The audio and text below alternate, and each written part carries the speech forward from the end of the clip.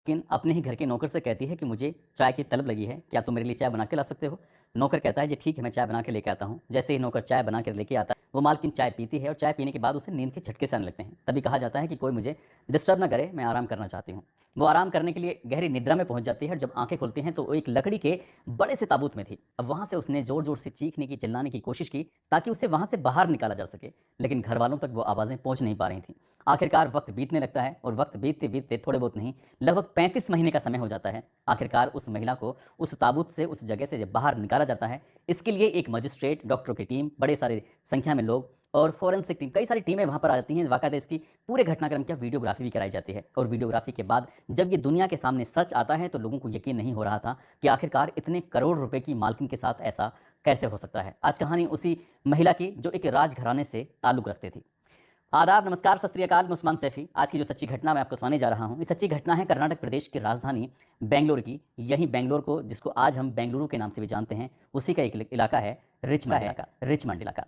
दरअसल बात कर रहा हूँ आज़ादी के समय की। 27 अगस्त 1947 की ये बात है। हैदराबाद, जयपुर, मैसूर के पूर्व दीवान हुआ करते थे। छोटे छोटे रजवाड़े हुआ करते थे, उनकी एक तरह से राजा ही थे, सर मिर्जा इस्माइल। उनके घर में उनकी ग्रैंड डॉटर यानी कि पोती का जन्म होता है, जिसका नाम रखा जाता है शकेर खलीली। शकेर खलीली जब घर में पैदा होती है तो घर में बड़ी सारी खुशियाँ मनाई जाती हैं। वक्त आगे जैसे जैसे बढ़ रहा था, जब वो बड़ी होती है तो उसकी क्योंकि वो बेहद खूबसूरत थी, स्टाइलिश थी, और बेहद खूबसूरत स्टाइलिश होने के साथ साथ वो राजघराने से ताल्लुक रखती थी, तो इसलिए उसकी जो शौक थे वो राजाओं के जैसे शौक हुआ करते थे। उसकी जब शादी का वक्त आता है तो ज़्यादा उम्र नहीं थी, लेकिन रिश्ता आता है उसी के परिवार में ही एक लड़का होता है जिसका नाम होता है अकबर मिर्ज़ा। अकबर मिर्ज़ा चूंकि आईएएस ऑफिसर होता है, तो जब कैडर मिलने वाली बात आती है तो उन्होंने अपनी ही स्वेच्छा, अपनी ही मर्जी से आईएफएस का कैडर चयन किया।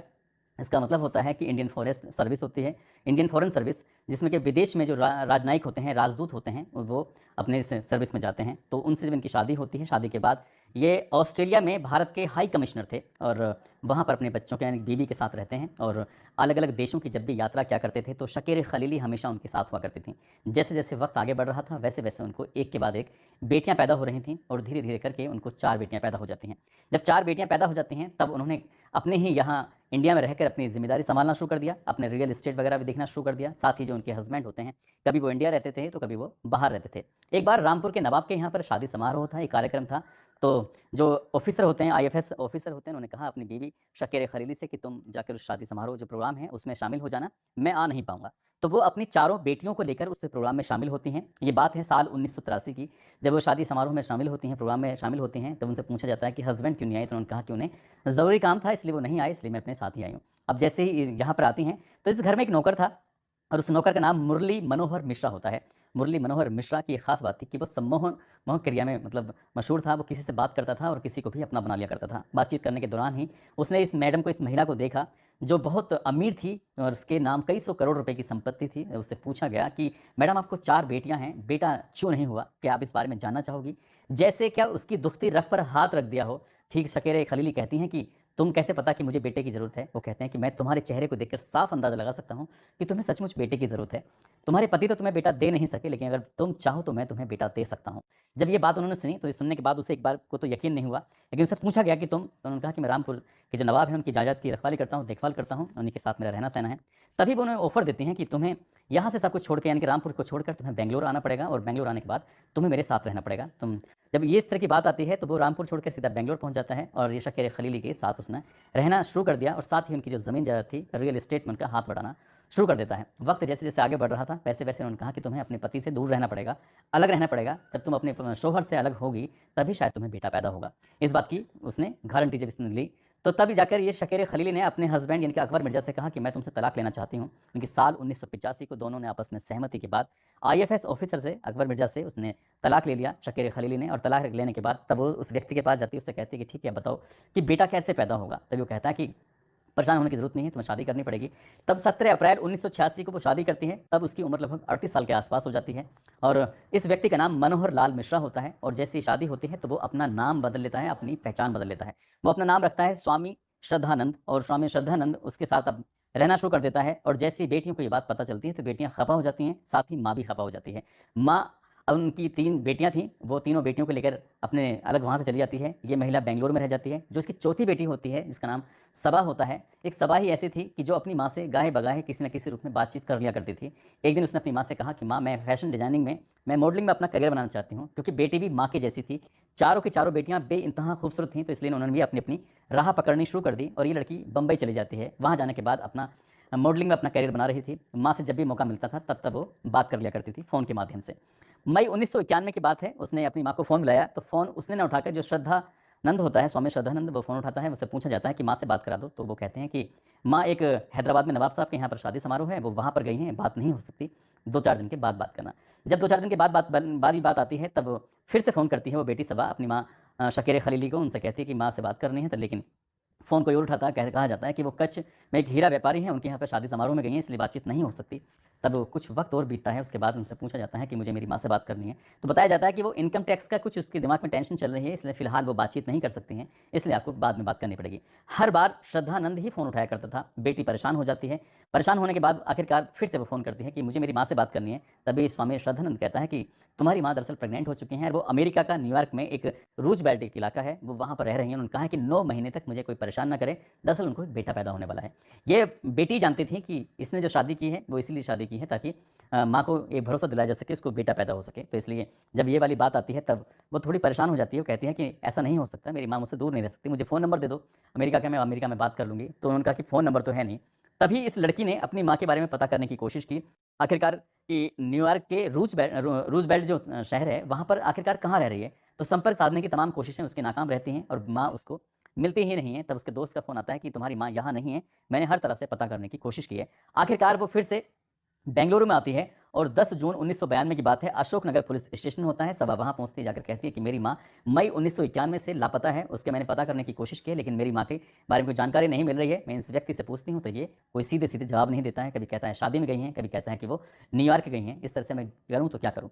जब पुलिस ने ये मामले की एफआईआर तो दर्ज कर ली, लेकिन जिस तरह से पुलिस को गंभीरता से मामला लेना चाहिए था, पुलिस ने इस मामले को बिल्कुल भी गंभीरता से नहीं लिया। आखिरकार वो लड़की परेशान हो जाती है और धीरे-धीरे करके वक़्त आगे बढ़ने लगता है। 10 जून 1992 को एफआईआर दर्ज की गई थी, लेकिन बयान में 93 और 94 साल आ जाना, साल 1994 आ जाता है, लेकिन उस महिला के बारे में कोई पता नहीं चलता। तब उसने कुछ उच्च अधिकारियों से संपर्क करने के बाद इस मामले की जाँच केंद्रीय अपराध शाखा को 26 मार्च 1994 को जाँच दे दी जाती है। आखिरकार केंद्रीय केंद्रीय अपराध शाखा जब इस मामले की जाँच पड़ताल में जुट जाती है, तो उनका मकसद था कि आखिरकार वो महिला है कहाँ, इसी के बारे में पता करना था। एक कांस्टेबल होता है, कांस्टेबल सादा वर्दी में, एक जो रिचमंड इलाका था बेंगलोर का, वहीं पास में ही एक शराब का ठेका था। उस शराब के ठेके पे जाके बैठ जाता है, क्योंकि उसने जानकारी निकाली थी कि इस घर का एक नौकर है, वो नौकर अक्सर शराब के ठेके पे बैठकर शराब पीता रहता है। तो उस दिन उस कांस्टेबल ने जो भेष बदल के गया हुआ था, जाकर उस नौकर को फ्री में शराब पिलाई और उसने कहा कि मैं एक बात पूछना चाहता हूँ, तुम तो घर के नौकर हो, तुम्हें तो सब कुछ पूरी-पूरी जानकारी होगी। ये मैडम जो शकीर खलीली हैं कहाँ? इनके बारे में कुछ बताओगे? वो कहते हैं कि मैडम तो घर के अंदर ही हैं, उनको पूरी दुनिया में जहाँ में ढूँढा जा रहा है। जैसे ही उस कांस्टेबल ने ये बात सुनी, कांस्टेबल को यकीन नहीं हो रहा था कि कैसी बात कर रहे हैं। वो बताता है कि घर का एक कमरा है, कमरे के ऊपर मार्बल पत्थर लगाया गया है, जो बेहद खूबसूरत कमरा बनाया गया है। उस कमरे में अक्सर शाम को पार्टी होती हैं और जो स्वामी श्रद्धानंद हैं, उसके यार दोस्त, उसके मिलने वाले, उसकी महिलाएँ भी आती हैं और उस पार्टी में शामिल होती हैं। आपको पता नहीं है, उस महिला को उसके अंदर दफ़नाया गया है। जैसे ही ये कांस्टेबल ये बात सुनता है, वो अपने उच्च अधिकारियों को बताता है। उच्च अधिकारी इस मामले को गंभीरता से लेते हैं और 28 मार्च 1994 को स्वामी श्रद्धानंद को हिरासत में लिया जाता है और इस मामले की फिर सख्ती से पूछताछ की जाती है। आखिरकार स्वामी श्रद्धानंद टूट जाता है और 30 मार्च 1994 को एक टीम गठित की जाती है, जिसमें मजिस्ट्रेट, गवाह, जांच दल, डॉक्टर, फॉरेंसिक टीम, तमाम तरह के अधिकारी वगैरह होते हैं। अब यहाँ इसकी पूरे मामले की वीडियोग्राफी कराई जाती है और वीडियोग्राफी कराने के बाद लगभग 35 महीने का समय बीत जाता है। जिस दिन क्या 30 मार्च 1994 को ये गड्ढा खोदा जा रहा था। जब गड्ढा खोदा जाता है, तो कुछ गहराई के बाद आखिरकार होता है, लिहाफ होता है। इस तरह के बड़े से मोटे से कपड़े के अंदर एक लकड़ी का एक ताबूत टाइप का था, वो दबा हुआ था। उसे जब बाहर निकाला जाता है, बाहर निकालने के बाद लकड़ी का ताबूत निकलता है। उस ताबूत को जब खोला जाता है, तो ताबूत के अंदर एक नाइटी निकलती है, जो महिलाएँ अक्सर पहनती हैं। एक कंकाल निकलता है, एक लंबे से बाल थे उस महिला के और साथ ही चूड़ियाँ थीं जो उसने पहना हुआ था, उसके कपड़े, सैंडल वगैरह ये सब सामान था। और उस महिला की जब लाश उस ताबूत के अंदर से निकलती है, तो लोगों को यकीन नहीं हो रहा था कि जिसको कई साल से ढूँढने की बेटी कोशिश कर रही थी, दरअसल वो घर के ही अंदर कमरे में एक ताबूत के अंदर दफन कर दी गई थी। अब इसके बाद इस मामले की चार्जशीट लगाई जाती है, जाँच पड़ताल की जाती है, गवाह इकट्ठे किए जाते हैं और पूरे मामले की जब जाँच पड़ताल की जाती है, तो निचली अदालत में केस पहुँचता है। साल 2000 में जब निचली अदालत में मामला पहुँचा था, तो जज साहब ने सुनने के बाद कहा कि इस व्यक्ति यानी कि स्वामी श्रद्धानंद को तब तक फांसी के फंदे पर लटका के रखा जाए, जब तक कि इसके प्राण ना निकल जाएँ। मामला फिर कर्नाटक हाई कोर्ट में पहुँच जाता है। साल 2005 की ये बात है।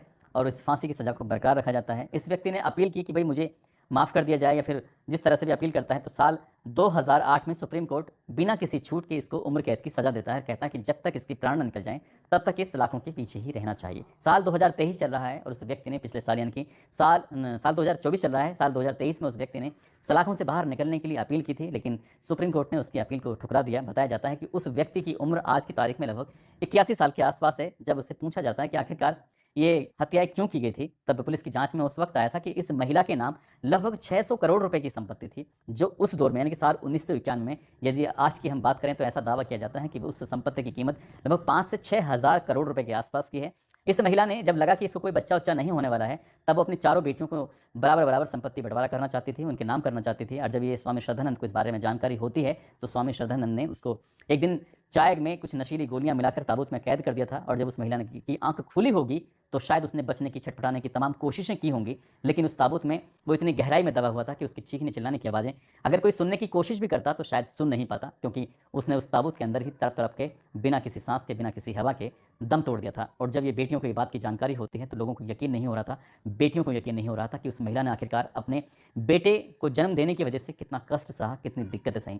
दोस्तों, इस घटनाक्रम को सुनाने का उद्देश्य किसी को परेशान करना नहीं है, किसी का दिल दुखाना नहीं है, बल्कि आपको जागरूक करना है, आपको सचेत करना है। एक इंटरव्यू के दौरान स्वामी श्रद्धानंद ने कहा था कि ऐसा कुछ भी नहीं है, मैंने ऐसा कुछ भी नुकसान नहीं पहुँचाया है, मेरे ऊपर लगाए गए जितने भी आरोप हैं, सब बेबुनियाद हैं। जबकि ये भी जो मामला है, मुकदमा है, आज भी कोर्ट अदालत में चल रहा है कि लगभग 600 करोड़ रुपए की संपत्ति थी, वो कोर्ट में विचाराधीन है। ऐसा दावा किया जाता है कि सारी की सारी संपत्ति को उसने धोखाधड़ी से अपने नाम करा लिया था। आप सब लोग अपना ख्याल रखें, सुरक्षित रहें। जय हिंद, जय भारत।